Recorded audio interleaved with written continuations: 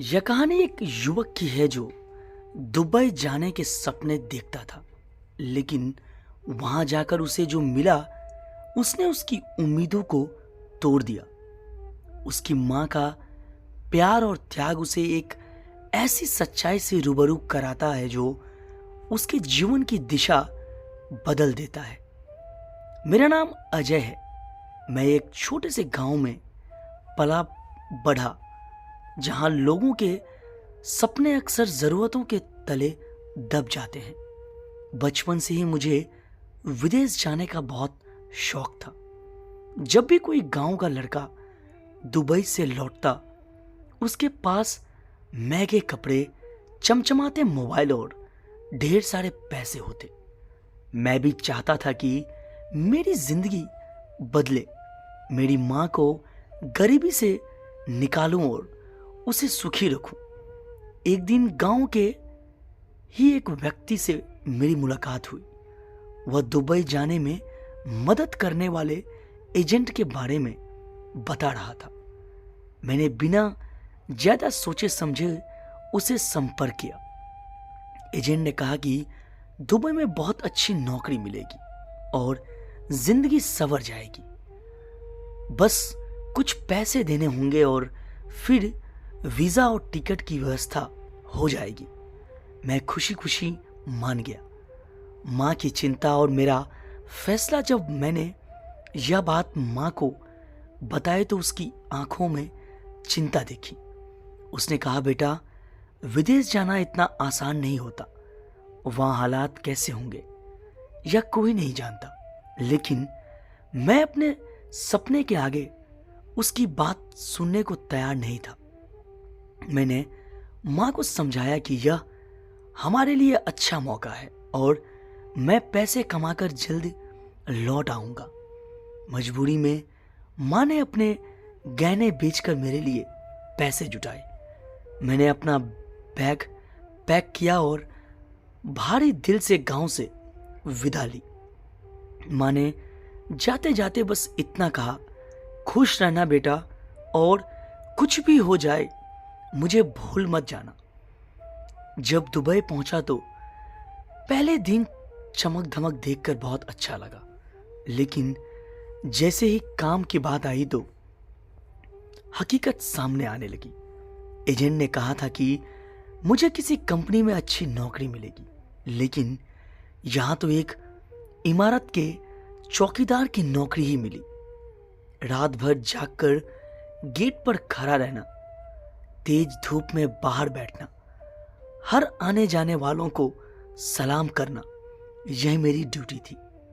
तनख्वाह भी बहुत कम थी और रहने की जगह बेहद तंग और खराब। धीरे धीरे समझ आया कि मैंने बिना सोचे समझे बहुत बड़ी गलती कर दी थी। मां की याद और उसका फोन, कुछ महीनों तक मैंने मां को फोन तक नहीं किया। क्या बताता उसे? कह देता कि मैं दुबई में चौकीदारी कर रहा हूं। वह यह सुनकर टूट जाती। लेकिन एक दिन उसका फोन आया, बेटा, तू ठीक तो है ना? तूने कई दिनों से फोन नहीं किया। मैं बहुत परेशान हूं। मैंने झूठ बोलते हुए कहा, हाँ मां, मैं बहुत अच्छा हूं, यहां सब कुछ बढ़िया है। लेकिन मां थी, उसकी ममता ने मेरे झूठ को भाप लिया। वह रो पड़ी और बोली, बेटा, सच बता, तू खुश तो है ना? उसके शब्द सुनकर मेरा दिल भर आया, लेकिन मैंने खुद को संभाला। उस दिन मैंने सोचा कि किसी तरह पैसे जोड़कर जल्द से जल्द वापस लौट जाऊं। एक दिन की घटना और मेरी आंखें घुल गई। एक रात जब मैं ड्यूटी पर था तो अचानक मेरी तबीयत खराब हो गई। तेज बुखार और चक्कर आने लगे। मालिक से छुट्टी मांगी, लेकिन उसने मना कर दी। मैं किसी तरह पूरी रात गेट पर खड़ा रहा। अगले दिन मैंने फिर मां को फोन किया। मेरी आवाज सुनते ही उसने पूछा, बेटा, तू बीमार है क्या? अब मुझसे रहा नहीं गया। मैं फूट फूट कर रो पड़ा और सारी सच्चाई बता दी। माँ भी रो पड़ी। फिर उसने जो कहा वह मेरे जीवन का सबसे बड़ा सबक था। बेटा, अगर पैसा ही सब कुछ होता तो भगवान माँ की ममता ना देते। जब तू छोटा था तो मैंने तुझे गोद में रखा, तुझे भूखा नहीं सोने दिया। अब क्या तू अपनी माँ को इस उम्र में अकेला छोड़कर सिर्फ पैसे के लिए वहां पड़ा रहेगा? उसकी बातें सुनकर मेरी आंखें खुल आई। मैं समझ गया कि पैसा जरूरी है, लेकिन उससे ज्यादा जरूरी मां का साथ है। मैंने तय कर लिया कि अब वापस लौटूंगा। कुछ महीनों तक और काम किया ताकि यात्रा का खर्च निकाल सकूं। फिर एक दिन अपने गांव लौट आया। जब गांव पहुंचा तो मां घर के दरवाजे पर खड़ी थी। मुझे देखते ही उसने मुझे गले लगा लिया और रो पड़ी।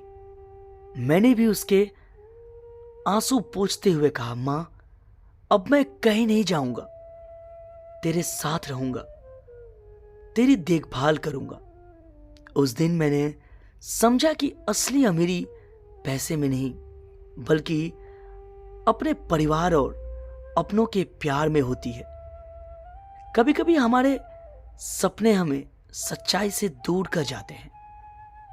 हम सोचते हैं कि पैसा ही सबसे बड़ी चीज है, लेकिन जब मां की ममता और अपनों का प्यार पीछे छूट जाता है तो तब एहसास होता है कि असली सुख क्या है। मेरी कहानी उन सब के लिए एक सीख है जो विदेश जाने के सपने देखते हैं, लेकिन अपने घर परिवार की कीमत भूल जाते हैं। दोस्तों, अगर ये छोटी सी कहानी आपको अच्छी लगी हो तो प्लीज़ चैनल को लाइक और सब्सक्राइब जरूर करें। कहानी सुनने के लिए बहुत बहुत धन्यवाद।